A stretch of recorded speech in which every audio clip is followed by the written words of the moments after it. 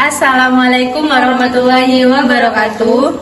Pada kesempatan kali ini kita akan membahas tentang analisis unsur tindak pidana berdasarkan rumusan pasal dalam hukum pidana. Nah, pembahasan ini penting karena dalam hukum pidana suatu tindakan itu tidak semerta-merta dapat dipidana hanya karena salah atau merugikan. Untuk dapat menentukan apakah perbuatan itu merupakan tindak pidana, harus dilihat terlebih dahulu pasal yang mengaturnya. Unsur-unsur tindak pidana pun tidak berdiri sendiri, melainkan ditarik langsung dari rumusan pasal tersebut. Oleh karena itu, pemahaman terhadap bunyi pasal menjadi salah satu kunci utama untuk menentukan adanya tindak pidana. Saya Putri Firdausiah Dan saya Siti Nuril Jannah dari kelas Hukum Keluarga 2.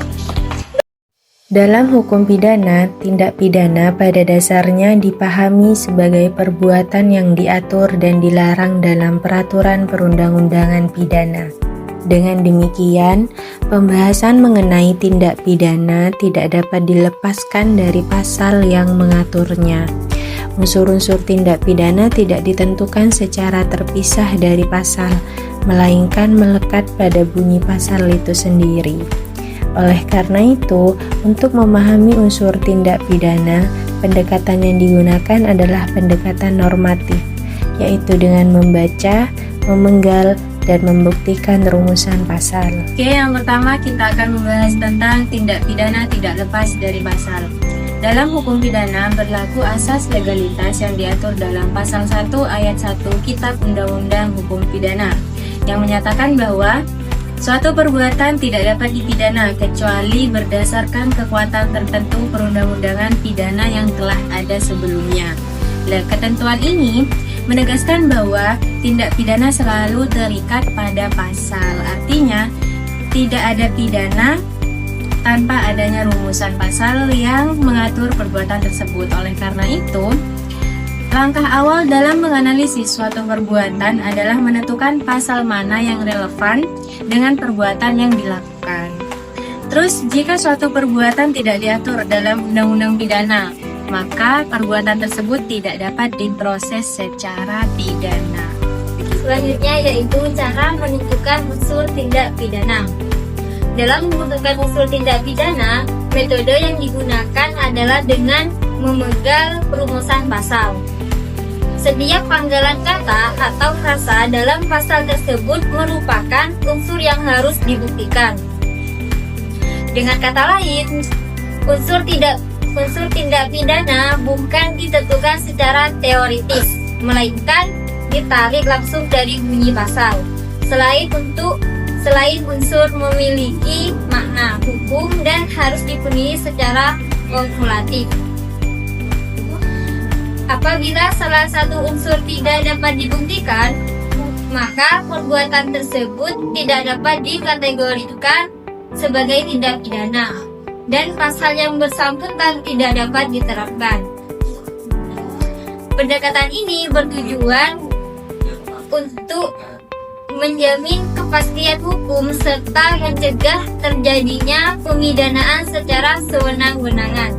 Selanjutnya itu contoh analisis. Sebagai contoh kita ngambil di pasal 362 KUHP tentang pencurian yang berbunyi barang siapa mengambil barang sesuatu yang seluruhnya atau sebagian kepunyaan orang lain dengan maksud untuk dimiliki secara melawan hukum diancam karena pencurian dengan pidana penjara paling lama 15 tahun atau pidana denda paling banyak Rp900.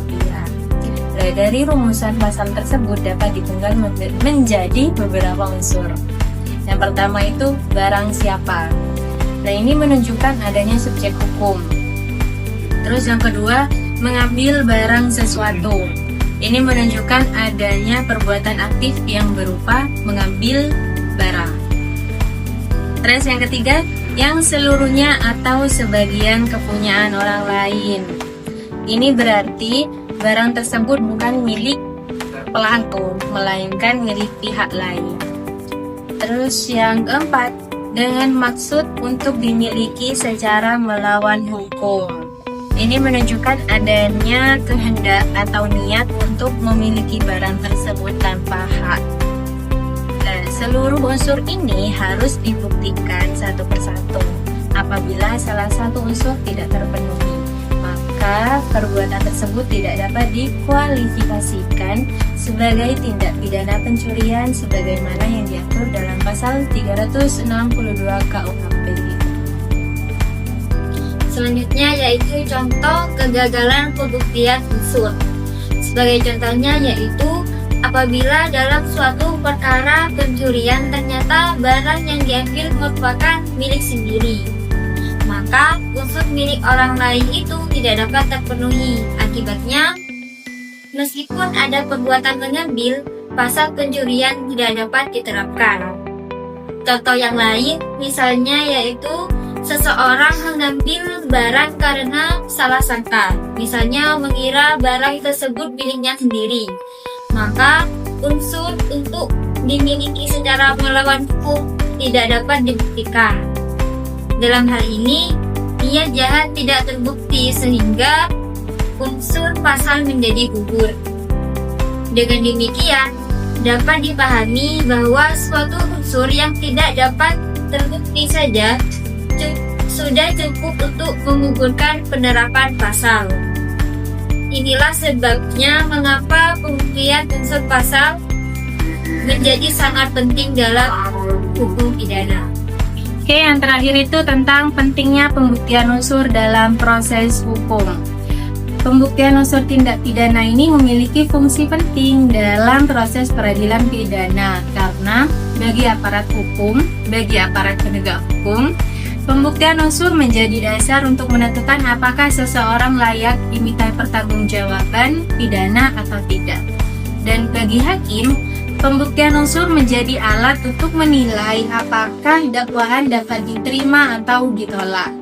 Pendekatan ini juga berfungsi untuk melindungi hak-hak terdakwa dari tindak pidana tanpa dasar hukum yang jelas dan sah. Jadi dapat disimpulkan bahwa dalam hukum pidana, analisis terhadap unsur-unsur tindak pidana merupakan tahapan yang sangat penting dan tidak dapat dilepaskan dari rumusan pasal. Unsur-unsur tersebut diperoleh dengan memecah rumusan pasal dengan bagian-bagian tertentu. Kemudian masing-masing tersebut harus dibuktikan berdasarkan fakta yang terjadi. Pemenuhan unsur pasal tidak langsung berarti seseorang pasti dijatuhi pidana. Perlu dinilai apakah perbuatan tersebut dapat dipertanggungjawabkan secara pidana.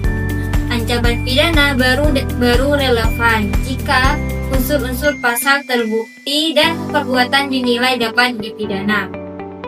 Jadi, ada beberapa tahapan yang harus dilalui sebelum seseorang dijatuhi pidana, yaitu ada 3. Yang pertama itu pemenuhan unsur pasal, yang kedua penilaian pertanggungjawaban pidana, dan yang ketiga pembuktian unsur-unsur pasal.